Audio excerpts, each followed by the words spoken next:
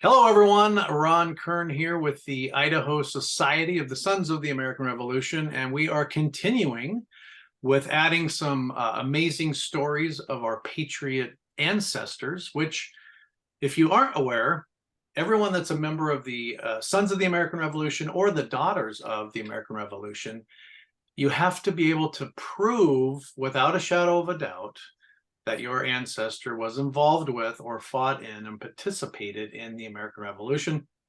We'll find out how that went with Robert, but today we are speaking with Robert Jones. He is what chapter are you a member of? Well, technically, I guess I'm in the Boise chapter because we don't have one up here yet, All but right. there's somebody in Coeur d'Alene that's working on starting a chapter. That's right. Hopefully that comes aboard. So you hail from Lewiston, and I think it's important for everybody to know that Robert is a veteran. So if you'd like, just tell us a little bit about maybe what branch and what you did, and I'll let you go as long or little as you want there. Sure. I was a member of the U.S. Air Force, and total between active and reserve, I had about 14 years of service. But my active duty service I was very fortunate. I was just a lowly helicopter mechanic, but I was assigned to heavy lift helicopters, so I worked with the Jolly Green Giants. Oh, And wow. and it was during Vietnam, the end of Vietnam, and I got told him I wasn't any kind of hero or combat vet, but I worked with some heroes. I even knew a Medal of Honor recipient, uh, Wow. and guys that really made you proud to just be an American, let alone be part of their group. So, Absolutely. Well, and I'll be rude and correct you on two things. One, a lowly helicopter pilot in Vietnam is probably one of the most important jobs that could be held over there. And two, you participated and were involved with a war. And as far as I'm concerned, you are a hero. And whether or not your name hits a headline of a newspaper or not, that's irrelevant, at least in my personal opinion. So well, I appreciate it. And I did not make it to Vietnam. They decided that I would be better served in Korea, but we had a Jolly Green unit there as well. But uh, yeah, I worked with some fabulous, marvelous people that uh, we used to have reunions every year until the 50th reunion. That was the last reunion for the Jolly Greens. That was a couple of years ago in wow. Florida. And uh, some of the guys, some of the guys I knew I didn't even know that much about as far as what they had been through and what they'd done. But uh, it was like working with I mean, I worked with heroes every day. It was a fabulous job Wow. and a great mission, that Yeah. others may live. Wow. And I thank you for your service. That's an honor to have you here. So we want to learn, and I'm sure everybody watching wants to learn about who your ancestor, or maybe some people have more than one, and if you do, let's talk about all of them. But who is the patriot ancestor that allows you and all of us to join such an elite organization? And for those of you that aren't aware, the National Sons of the American Revolution is just only about 33,000 members. So it's a very small community. There's probably more out there that don't even know that maybe their ancestor was involved with the American Revolution. So if you do, we have a lot of resources on how to do all that at our website, idahosar.com, which is being completely revamped currently. So it's going to be coming out soon. But what is the name of do you have just one ancestor, or are you aware of multiple? I just had the one that was the easiest for me to prove. I have three that I'm pretty sure are in line, Oh, but wow. the one that I used for my membership was named Zelly Reno, Zeleyreno. Zelly Reno. Well, they have such cool names back then. It was, Uh, I think it was actually a derivative of the French Renault, like the oh, Renault cars and yeah. the Renault, yeah. Uh, Okay, and I think over the years when they started migrating into the US that it slowly changed to something easier to spell and quicker. And for sure. So, how much do you know about, like, do you know what colony he hailed from? Do you know what any camps or forts or battalions or companies or any of that? I'll just be quiet and let you tell me what you know about him. okay, well, Zelly lived in Farquhar County, Virginia, Hmm. and he married um, a gal named Mary Chin, and her dad, Charles Chin, would also have qualified me for Oh wow. membership. But Zelly was, as a young man, he joined the militia to hold Governor Dunmore accountable Oh my for gosh. the, uh, and he was part of that group of militiamen that ran him out of Virginia and onto the British ship. Wow.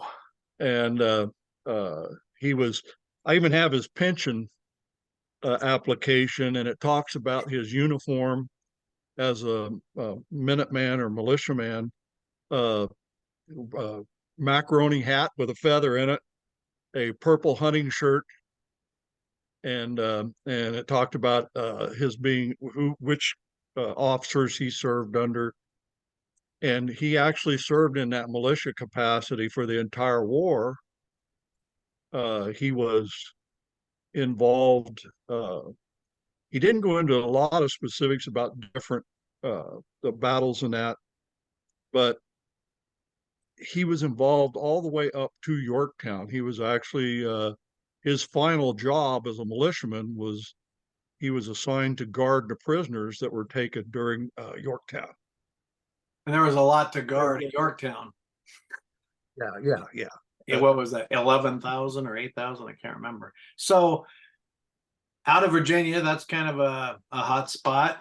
Boston gets a lot of the credit where the beginning's happening, and I guess that's the Boston Tea Party, the Boston Massacre, and all that, and the Port Act, and all those other things. But Virginia was a big deal, and for those of you that aren't aware about history, Governor Dunmore, interesting study. We won't go into that, but yeah, he was pretty much chased out of town, and you're saying that your patriot Zelly was part of that. That is so cool.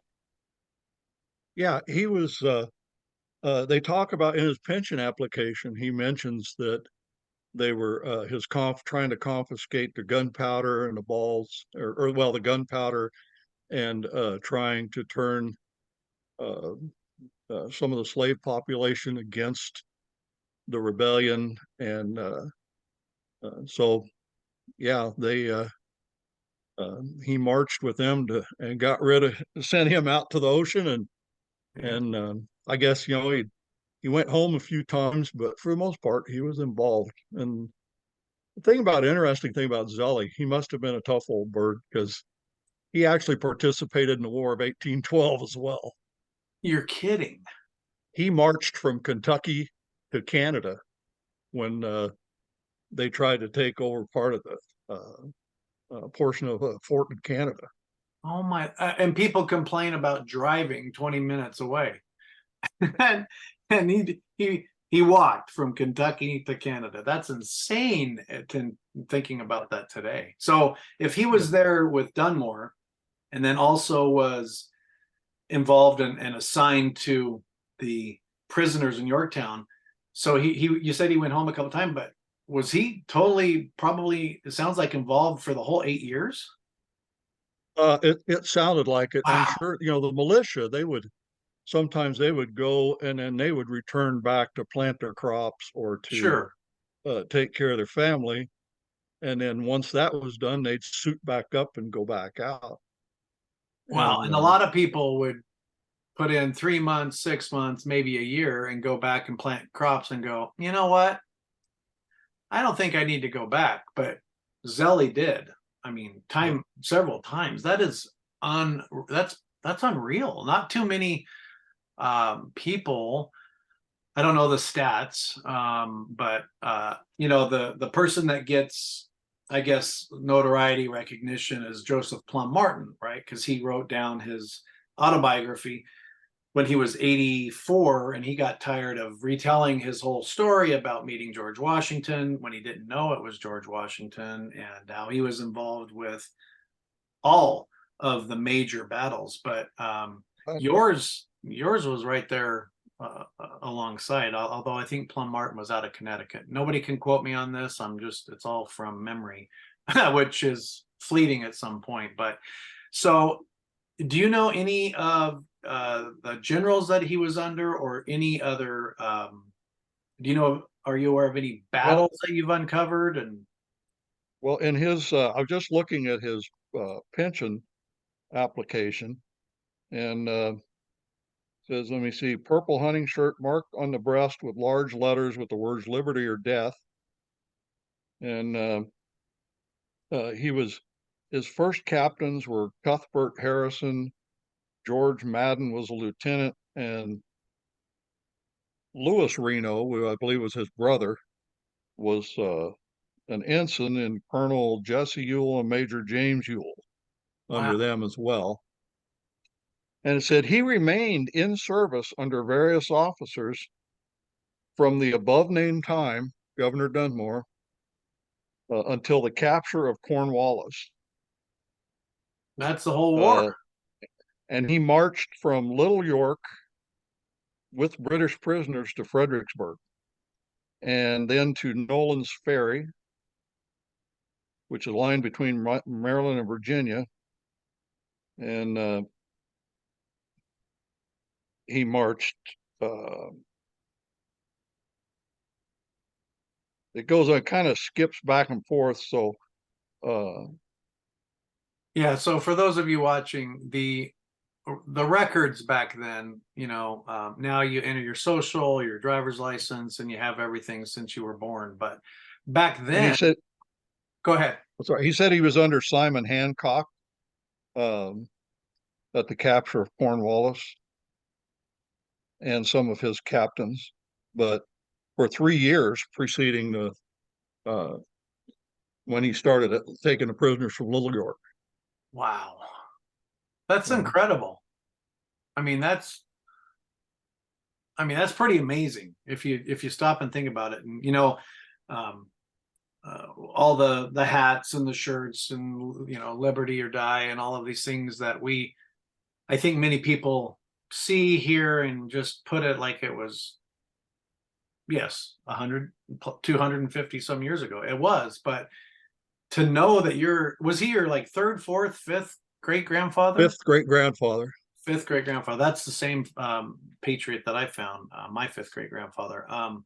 But to know that not only was your patriot involved in some capacity, I mean, he was in it from start to finish. That is like, I like the tough old bird comment, because men today, not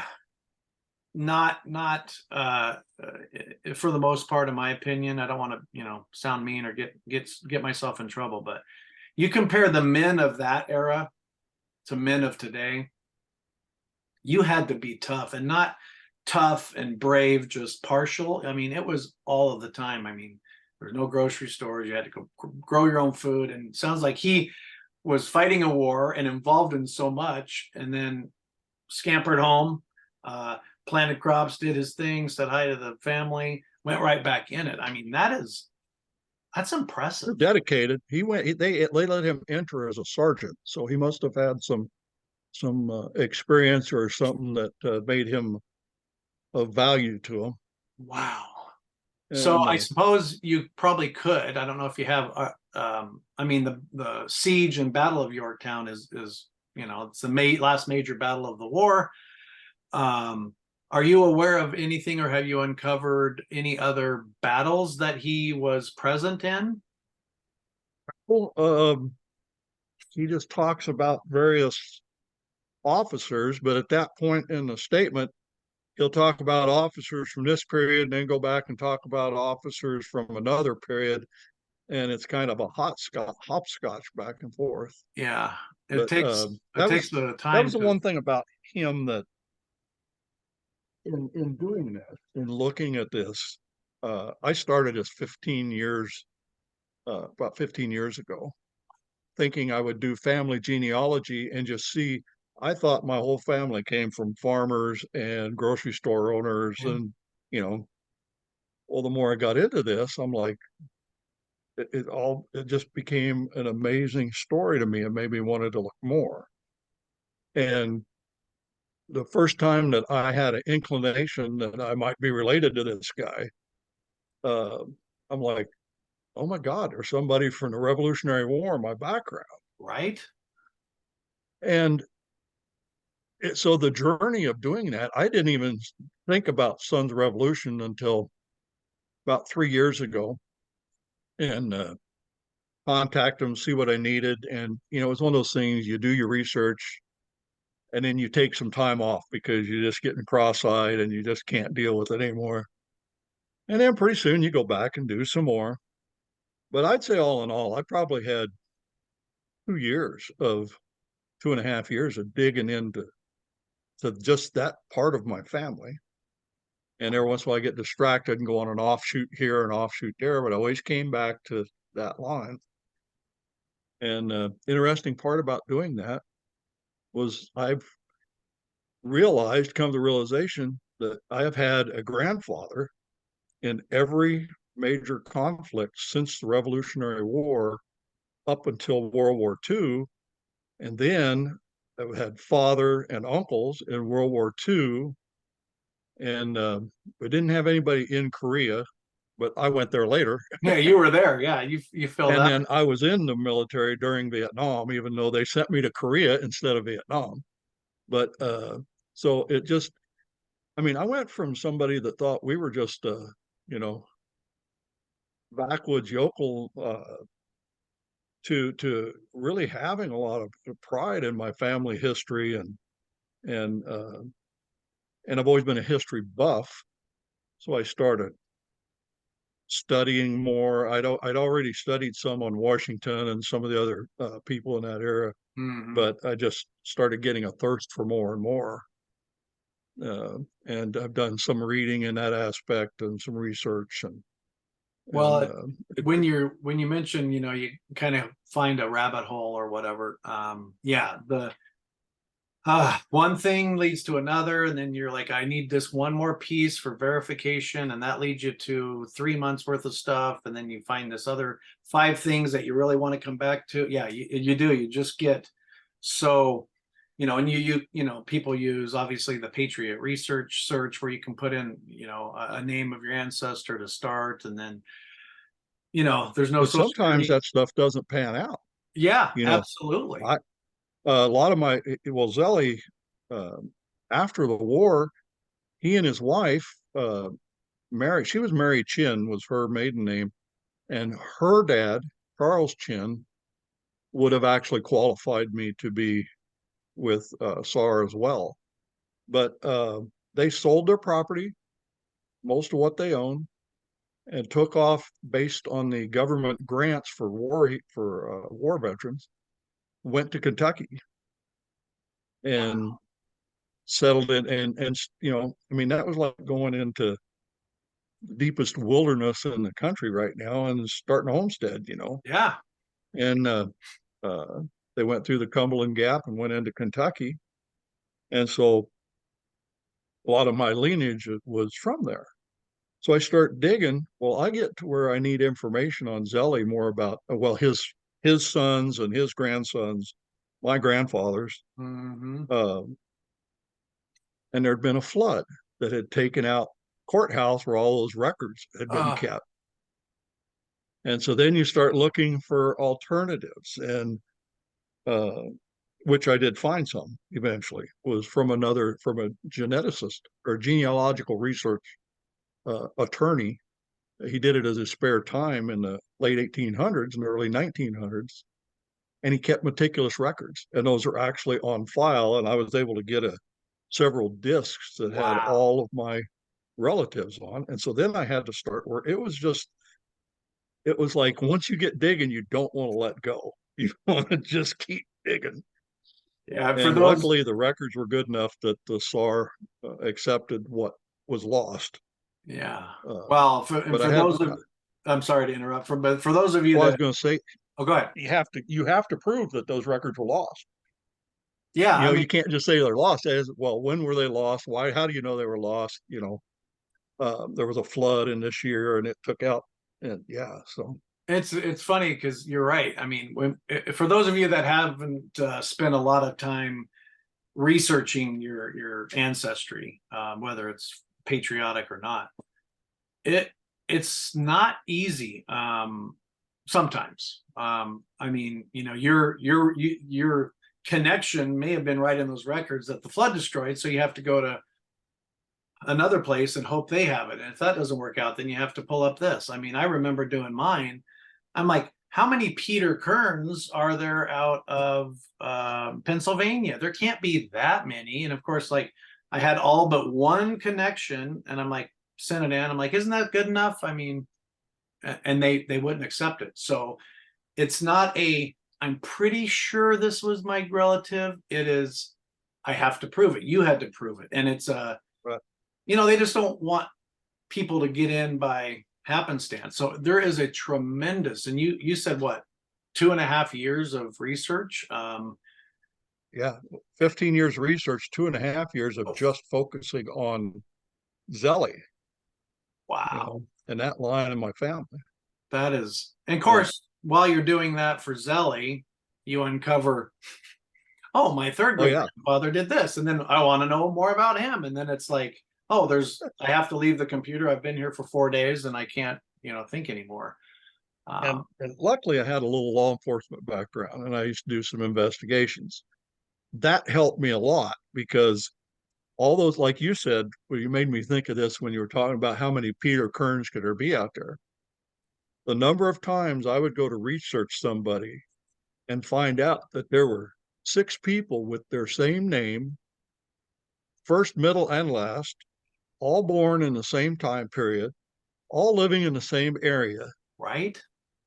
And it's like, but if you like a challenge, this is definitely a way to go, because you just start digging and you start to learn how to separate those out, and not to accept something if there's a remote question about it. You don't accept it. You do more research, and it was a huge learning experience along with everything else.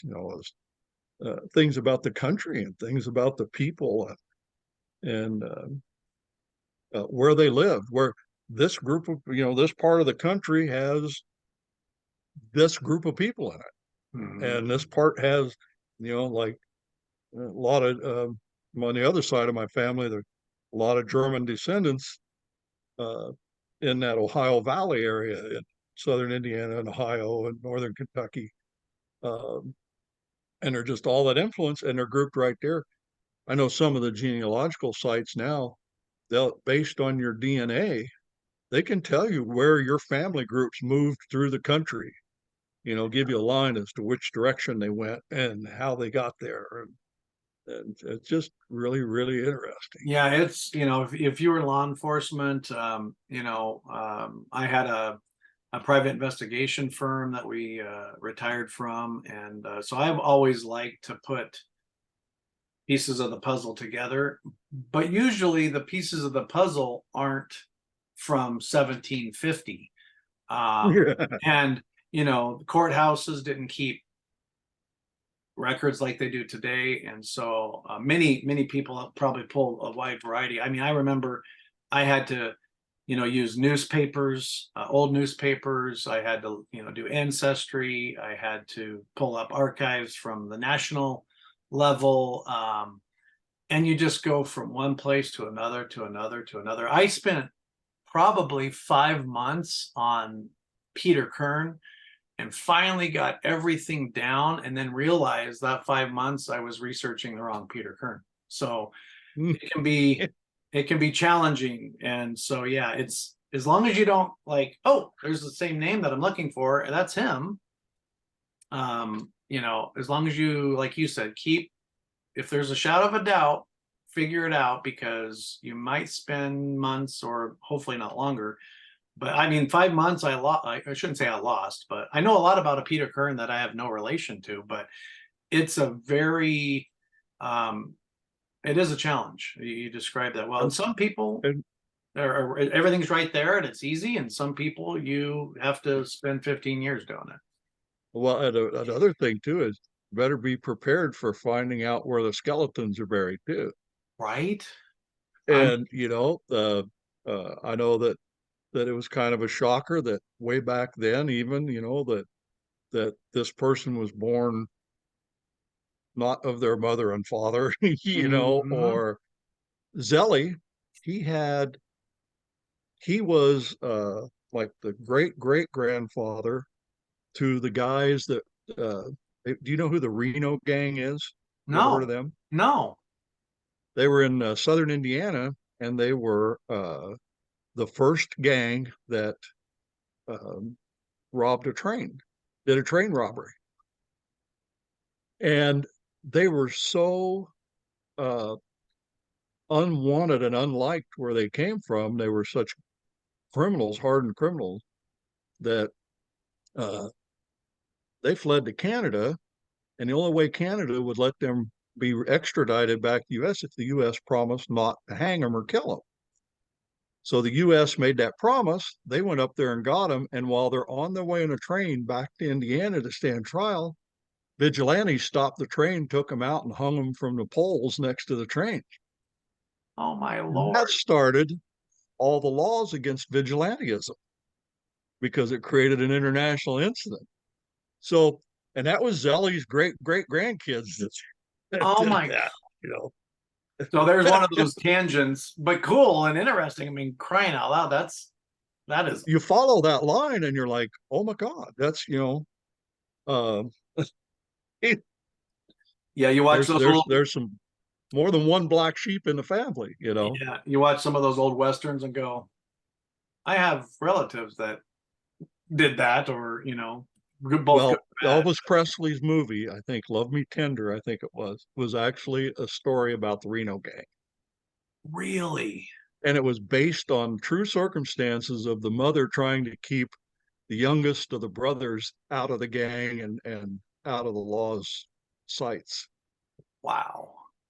But let's I say loosely based, but Yeah, for still. sure.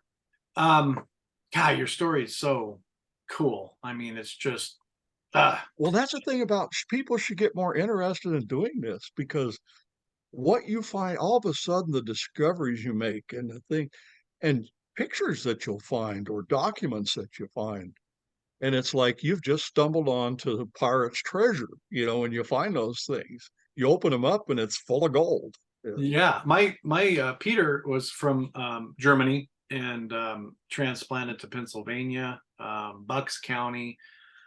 And I mean,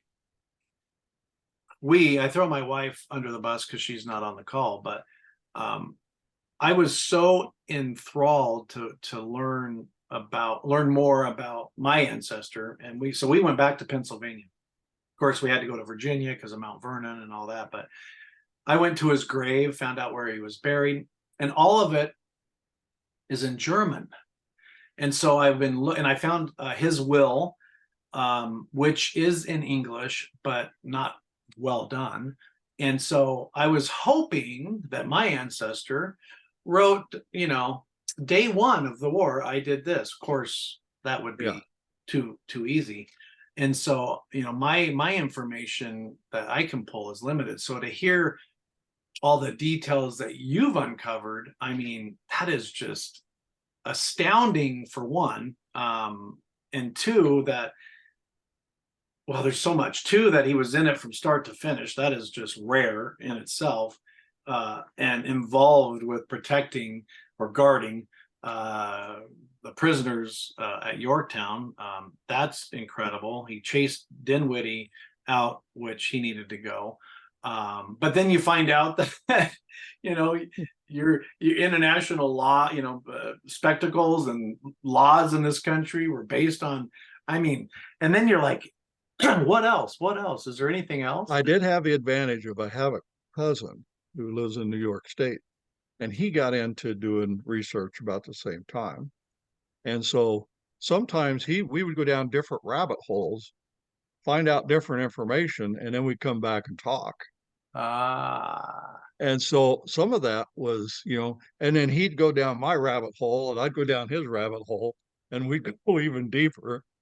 And so that helped quite a bit. And it was fun to have somebody that really appreciated what I was finding mm-hmm. and could talk to, as well as hearing the things that he found. And sometimes we contradicted one another, and all of a sudden we found out we went down the wrong rabbit hole. And so we have to go back out and start over again. Well, if you can find one or two or 100 people to join your cause and your search, yeah, that would come in handy, I think. And in and your then case, going to Europe I mean, they don't have central records like we do. Everything they have is a church record in some yeah. little, and it's still in that church in some little village off and, on the Rhine somewhere, and wherever, and you've got to know where to go look, and a lot of it's not digitized yet, and Mm-hmm. so that really makes it tough.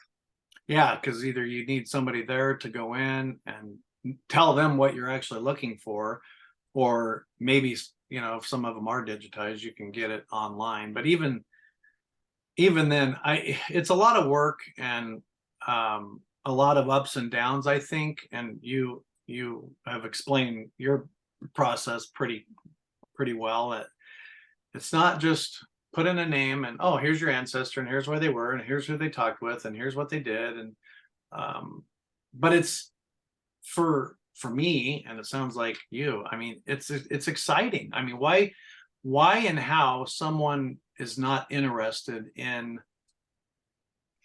most people know their grandfather, maybe their great grandfather, and maybe somewhere at a family reunion they talk about his great. But how somebody, or why somebody doesn't have an interest in, okay, well, who was his dad? Who was his dad? Who was his dad? Like, where did my family come from? So yeah, you're right. Not only will you find a tremendous amount about your ancestor and all that stuff to prove that, but the information and the history and the background, I had no clue. My father, who passed away last year, we talked about this often, but he says, my mom his mom, my grandma, came from Nebraska. And I was like, oh, well, everybody was born in Nebraska. Nope. And I wouldn't have never known that if I wasn't doing genealogy search to try to prove my ancestor. So there's a lot of fringe benefits that comes along with your search. Absolutely. We had one of my grandfathers that was in the Civil War. Mm. I don't, even with my cousins who are like my brothers back in Kentucky, and they've stayed there and farmed and worked their jobs, and we didn't know anything about this guy. Once we knew our great grandfather, we didn't know anybody before that, and we really didn't know many of their names. We found his grave, Mm. and I was like, there is a military gravestone on his grave in this part of Kentucky at probably this church. And one of my cousins goes to that church, and he's like, went to the graveyard, couldn't find him. We talked about it. He says, don't you remember when we were kids? There was a grave right outside the church at the base of a tree. Let me go check that. Sure enough, that was, he had to dig around through the dirt a little bit, get in there, and he found a gravestone. So we're able to find Christopher's grave, Wow. and nobody had known it was there for who knows how many years. Wow. That's, So you just find things, and it's interesting. It's been a real ride, I'll tell you. yeah. And this is about your ancestor, but I keep thinking in talking about it, it brings up. So when we went back to Pennsylvania, we found out that Peter Kern owned a grist mill, and in the newspaper searches, the countless months, hours, however long I was in there, I found a brief paragraph, and it says, so and so traveled through the wilderness, and Benjamin Franklin purchased supplies at the Kern grist mill. And I'm like, Benjamin Franklin and Kern in the same, I'm like, I'm famous, right? But I was like, wow. And then the city was called Kernsville, named after him. And there's a school still today named Kernsville. And to my knowledge, my patriot was a private, and he was in a flying battalion. So his records are he went where Washington told him to go. And so I just don't have a lot. I have several people looking, but I don't have a lot of information. But I would have not known any of that. And part of one of the main focuses for the Sons of the American Revolution at a chapter, a state, at the national level, is to keep the forefathers of the founding of our country in memory, and not to let them go, because it's real easy to get sucked into, did you see what happened on the news today? Do you think what, and we get so wrapped up in our own little lives. And 1750, 1760, that's so many years ago. Like, why would anybody care? I think That's where we came more from. Yeah, I think I care more about that time frame than the current time frame, right or wrong. Right. I mean, and it's just absolutely created an addiction for me. And I just encourage everybody, if somebody's not inspired by listening to what you've uncovered and the offshoots of your ancestor, I mean, oh my gosh. Well, and it gets me the lack. Every year it seems like there's less and less education on where we came from. What is our foundation that we're built on? Yeah. And there's less of that. And that's, if I hate to admit it, but I'm getting a little older. Yeah, I hear you. But my preference would be to eventually get involved in taking some of that education out there and spreading it around if the opportunities arise, and let people know, because it's, I know of a high school that the kids didn't like history. History was dry to them. Yeah. And so they wouldn't have to take early American history. They could take the history of rock and roll instead. Right. And I'm like, so how does that prepare them for life? How does that give them a foundation of knowing about the politics and the drive? And like you said, the absolute toughness of the people that, here we live in the area where Lewis and Clark came through. Right. Right. This is where they ended up surviving the winter after the Nez Perce saved their butt. And is that why it's called Lewiston? I don't know. Yeah. Okay. Lewiston's on one side of the river, Clarkston's on the other side of the river. Lewis and Clark. But there's a place up in the mountains about 35 miles from here, and I don't remember, it's got to be 30, 40 miles from like Kamei as the crow flies. And there used to be a sign up there that said, this is where one of the branches of Lewis and Clark's crew had, trying to discover, the area, had hiked up to here and hiked back. Well, they did that in 2 days or 2.5 days, and you're like, I can't imagine riding a four-wheeler from up there all the way down to where they were at, let alone walking in moccasins, Exactly. And so the whole thing, same with like with Zelly, going to Kentucky, being part of the first families of Kentucky, going in there and starting this wilderness back when I think it was still West Virginia or Virginia at that time.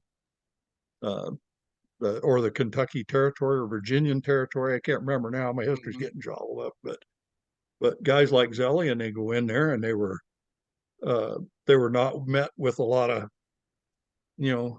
any kind of friendliness in that Open arms area. welcome committee. Yeah, yeah. And they literally had to carve it out of the wilderness, out of the woods. I And can't imagine. I mean, some of the stuff that you uncover about your patriot and all of that, but just hearing the stories about what they did, how they were able to accomplish it. I mean, it would take months. Today they did it in weeks with no machinery and all that stuff. But I want to go back. Obviously, the Sons of the American Revolution is a nonprofit, non-political, so we try to stay away from politics. But with that being said, my wife and I feel too, like you do, that maybe the history piece is not being offered or taught in a certain correct manner in schools. And so, how can people get involved? I mean, I don't have a teaching degree, but my wife and I teach the U.S. Constitution and the American Revolution at a co-op. That's what we try to do. And you're talking about going to maybe get to, I don't know. I mean, do you have any ideas of how people can reignite learning history? I think now when people learn or go to school, grade school, high school, it's all about, you need to do well on your tests. So remember this date, remember this date, and remember this date. And it's very stale. there's no teaching of concept. There's no conceptual instruction. Okay. This is what I just read a book on Valley Forge. It was a very good book, and it just made you almost cry for what those people actually lived through. Yeah, for sure. And the politics that they had at the time that didn't help, No. And so I know that Sons of Revolution, I've looked through their website. They have like programs on there where you can study like how to bring out talk about the history, or I think they might even, I don't know if they have lesson plans. I kind of got the idea that maybe they have an outline for you or some things that you can follow, but I think they they have might. these things you can study on the website. And I know there's some private schools around here. I'll bet they'd be more receptive to allowing that to come in, but I won't know until I plan on studying all this stuff, maybe when the summer's over and we're done running around, Sure. and try and get out there and look at what SAR has on their website and the stuff to read, and then going and talking to some of these schools and say, look, I'd be willing to come in here. I may end up having to dress, or, I might have to buy my own. I'm planning on, if I go, I'm going full garb. Going in the colonial So period. I'm going to go in Zelly's uniform if I can figure that out. There is a And website that you can put the company and the state and or time frame or a lot of different parameters, and it will tell you the period clothing that Zelly. I don't have any clothing either. I want to, but yeah, when you go into a classroom, like we've done the Patriot chest and things like that to schools, which they just love. But you walk in period clothing, I think that would be amazing. And the thing is that with the militia, there wasn't really any standard except that particular company's standard. Right. And so, I feel very fortunate in finding the full description of what he wore in his pension. For some reason, he thought it was very important to put that in his pension application. Yeah, because you mentioned that it's a purple shirt and right, and had a all of those macaroni hat details. with a bucktail feather. I mean, And my pension records for purple shirt doesn't have any of that. So you have so much cool detail. I mean, that is awesome. That's so cool. Yeah, and I don't know who wrote. I think his brother or his wife's brother wrote this up for him. I'm not so sure that he wasn't probably his writing skills were probably lacking. Let's put it that way. Sure. But his wife had a brother. Mary had a brother that he did her. It's written in there that he did her pension, her application to get Zelly's pension after Zelly died. Wow. and they granted it to her. It was something like a whopping, I don't know, couple of bucks a year or something, but back then it was, A couple bucks back then, but also I've read many accounts that after the war, pensions, even for some of the names that we would know, most people would recognize, some of them waited 9-10 years before they got anything, which yeah, exactly. seems completely unfair, but that tells you how fast Everything had to be written by hand. Everything had to be read by a person. And if you wanted to send something from Kentucky to Virginia, it might take a month to get there. Uh, or even if the courts in Kentucky were dealing with, a lot of local courts actually approved or denied the pension for these guys. But even that, you either had to wait for the circuit judge or you had to take it to a big city, which might mean a week's worth of travel. I mean, keeping things in context is just, that's really important in anything you study in history. It's not comparing it to now. You can't. Yeah, you can't. A lot of people do, but you can't. And it's one thing that's always amazed me. I mean, there's so many things I'm impressed by, but you have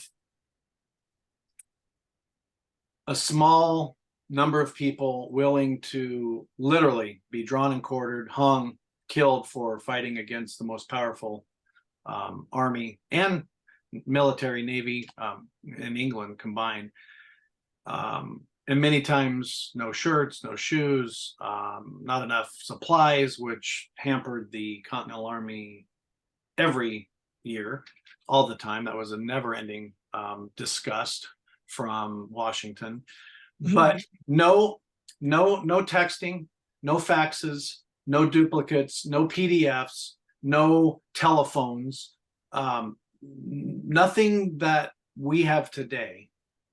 And yet, through teamwork, cooperation, and people believing in a common goal, it just boggles my mind how they accomplished so much with so little. It's just amazing.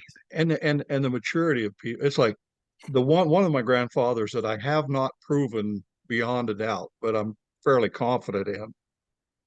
He was 15 years old and was a drummer. Yeah. When he went into the and he was at Valley Forge. I did not know that until about a week ago. And that's going to be a whole nother trail. And so him and his brother, who was a fife player, no less, they were wounded because the drummers, they tried to take them out. They were the first form of wireless communication. Yeah, people don't realize that the fife and the drum and fife players, you may have seen them in Colonial Williamsburg and on TV shows and AMC's Kern and all those. The youngest that I've ever found was 9 years old, but most of the drummers and fife players were very, very young. And they did try to take those out first because they just weren't out, playing their favorite song.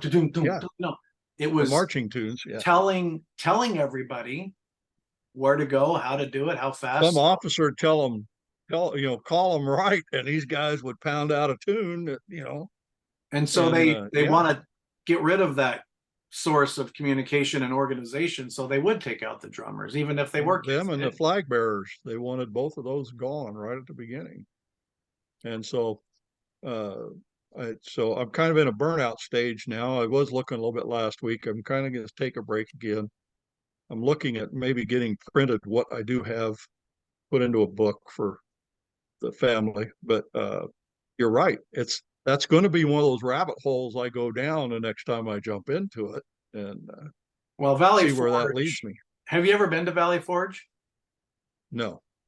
So when we were there for my ancestor, of course, the 2,000 huts that they built in the middle of winter with nothing but axes that slept 12. I don't know how they did it, but this whole field that they had it in before von Steuben showed up, it's just all grass. They've done some mock of what they would have looked like. But when you are there and you know the history of Valley Forge and what happened there, and that more people died there than left, and the heartbreaking story. I mean, these are people that were risking it all for you and I and everybody in this country. And if nothing else, that's why you should care about history and how this country was formed. But Valley Forge is, you know, when you're there, and like anything, it's always best if you're there. You know, if you're at Mount Vernon or a battlefield, it's always best. But sometimes we can't get there because everything happened back east, and here we are in Idaho. But Yeah. it's a very meaningful, surreal space, and Well, I know that who's Valley the Forge at who's least the has. last first who's the last first lady that you can imagine would be knitting socks for the troops with all the officers' wives? You Yeah, know, yeah, and she did. and granted, she wasn't a first lady then, but uh, but uh, people, uh, farmers trying to help get them supplies, but the other side of that coin, that people don't realize, you were talking about the small number of people that caused this all to happen.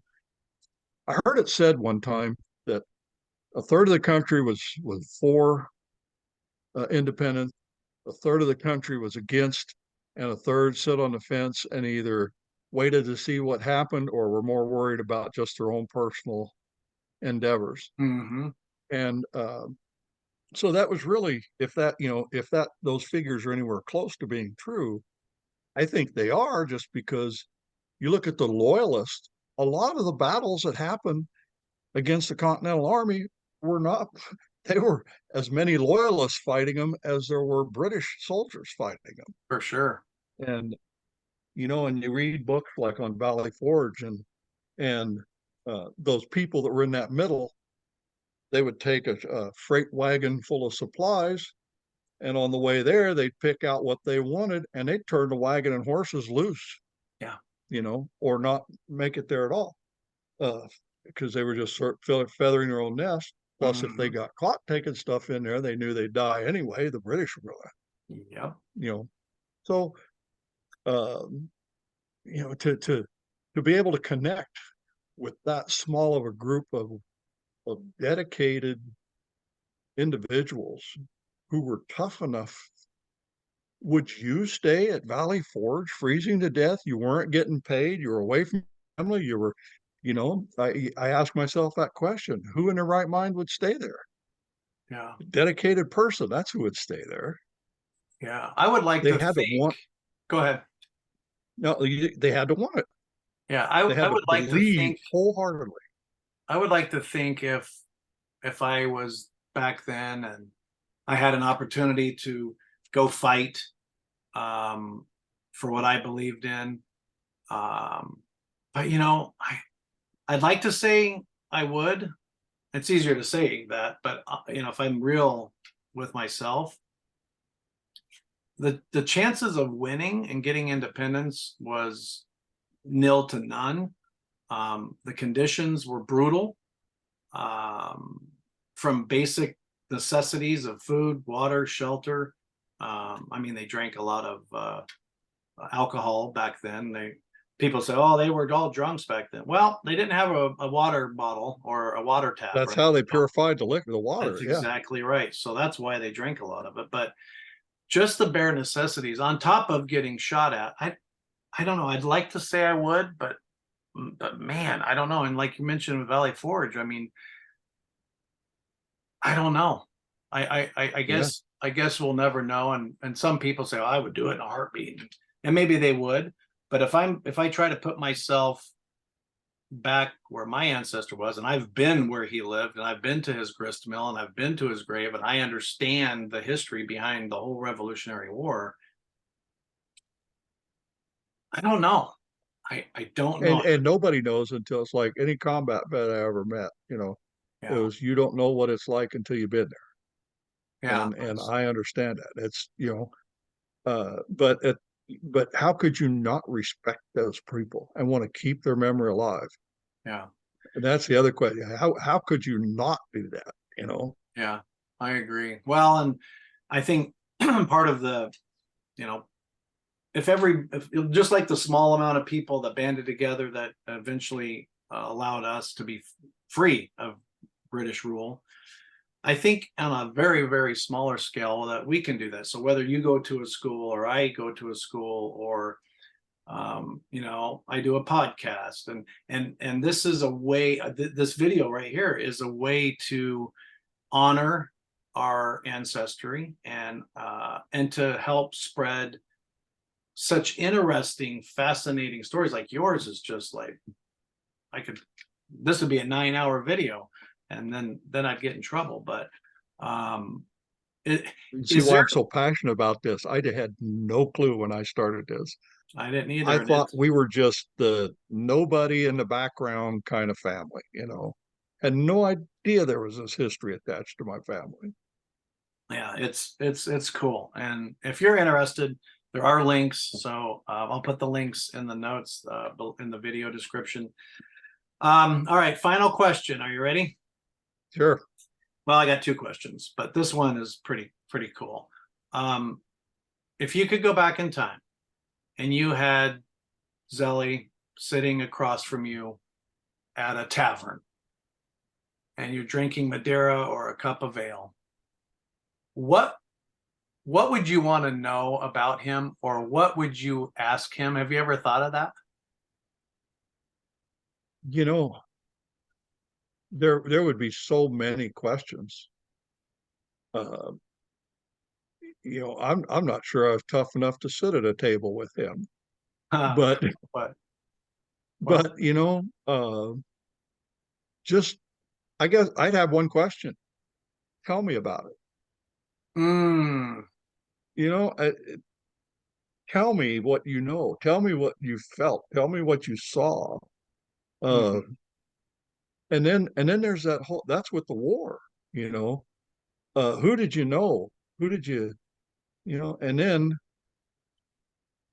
there's a link to his wife's family to the Ball family, and Wow. but she comes as a daughter of a second wife. So you know, she's really there's not really much any blood linkage to like Mrs. Washington or any of that family. But well, there is to the family, but there's not really to her.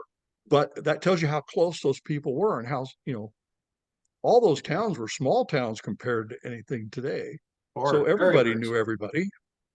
So who did you know? What did you see? Who Mm, did you you know uh and then after if I could get all I could out of him from that, I want to know why did you run off? Why did you give up this property and this lifestyle and go into the complete unknown, march into the wilderness and start to make a new um, home? from You know, scratch. it almost brings you to tears because what kind of drive and human being would do that except an extraordinary one? Yeah, for sure. Well said. What how long have you been with so you got all the proof that you needed, and then how many years have you been a part of the Sons of the American Revolution? My certificate was signed March 10th of this year. All right. All right. How cool is that? So, but it took 7 months, 6, 7 months to get uh, the paperwork back from the DAR, and for me to find out that that's the other thing. Joining the SAR confirms what you think you know. Right. You give them Right. the information, and so it's like this big boost to making you want to know more because you aren't a total idiot. You did actually find what you were looking, you know, what you needed to find, not what you were looking for, but what you needed to have, you Right. know. And That is just your insight and your service to this country. In fact, every you've had a relative and ancestor in every conflict, um, and uh, Zelly's like, I didn't realize that you had described him. That would be such a good tough old bird description, because you're right. I mean, just getting through the war, you're tougher than anybody on this current planet. I know he got hauled into court for having a little bit too much to drink at a church social and punching a guy, and he had to go to court for that. And then he signed up for another church in Kentucky when he got there, and I think I found one reference to him being in that church, and there's not another reference ever again. Oh my God. Yeah, you need to get all of that and all the side stories and put that in a book. And man, that is just fascinating. I would read, I'll buy it. Yeah, anything to do with it. And just, it just makes it, I think for some, it makes the meaning of the United States and all that it affords us, regardless of how crazy things are around us. It brings us a closer connection to the country when you understand and realize how it was founded, how it was created, the political side, the personal side, which is obviously what we get to learn through our ancestry. But it's a fascinating journey that we recommend everybody try. And if there's ladies watching this, there is the DAR, right? Robert mentioned that. right. So there's Daughters of the American Revolution. So you can join that way if you're a female, and then Sons of the American Revolution. Again, check out the website, idahosar.com, which is currently being revamped, and it'll be much more user-friendly for everyone. But whether you're a guy or a gal, there's an opportunity for you to do some research. Is there anything else that you want to add to this, or anything else that your ancestor did before we end? You know, I think we've covered it all. It's very good questions that kind of open it up to letting you think about everything that's there. Well, it's a lot easier when you have an amazing patriot like yours. I mean, good grief. I know it just blows me away every single time I think about him. And his wife. And you know, I tell you, there's a talk about being tough. There's a story out there I read on him in Kentucky after the war, where they moved because they came home from going somewhere, and it always took days to go somewhere. They came home, and their cabin had been burnt to the ground, all their stuff destroyed. And so they're like, you know, they're like, wow, that's really bad. Well, let's go over here. We'll start a new house over here, you know. And it's just a mindset that people this day and age just don't get. They don't understand. They don't seem to have it, do they? Yep. Well, hopefully people that watch this playlist of member interviews will, hopefully it'll spark some interest. And I want to thank you for your service. I want to thank you for your time today, and sharing some amazing stories about your patriot ancestor, but also about all the other cool sub stories that you found along your way. I really hope that other people get interested, because they're out there for them too. Mine's not a unique case. I'm in the same pool with everybody, and there's things to find, you know, things to be proud of, things you might not want to tell other people. You know, it all works in the same story. Yeah, you can pick and choose what you want to share, you know, just share the highlights. Yeah. All right. Well, I appreciate your time, and thanks again so much. Thank you. You bet.